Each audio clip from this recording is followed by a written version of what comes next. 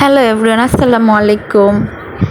আমাদের আম গাছের নিচে ছোট্ট একটা পাখি দাঁড়িয়ে আছে দুষ্টামি করার জন্য। এটা একটা দুষ্ট পাখি দাঁড়িয়ে আছে, আমি আবার ওর সাথে মজা করছিলাম।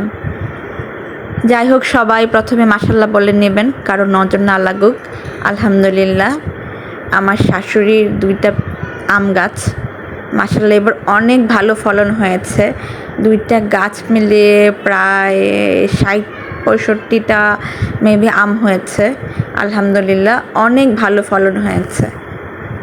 তার মধ্যে থেকে একটা আমার ছেলে ছিঁড়ে ফেলেছিল, আরেকটা মনে হয় কি হয়েছে আমি জানি না। তো আমার শাশুড়ি আবার এগুলো প্যাকেট করে রেখেছে যেন পড়ে না যায়। উনি অনেক যত্ন করে, ওনার যত্নের জন্য এতগুলো ফলন হয়েছে। আলহামদুলিল্লাহ, এবার অনেকগুলো আম খাওয়া হবে, আমাদের গাছের আম, ফ্রেশ সারমুক্ত আম। সবাই দোয়া করবেন যেন আমার শাশুড়ি সুস্থ থাকেন এবং উনি যেন আরও বেশি বেশি করে এরকম সবজির বাগান করতে পারেন। ওনার খুব শখের বশে এই কাজটা করেন।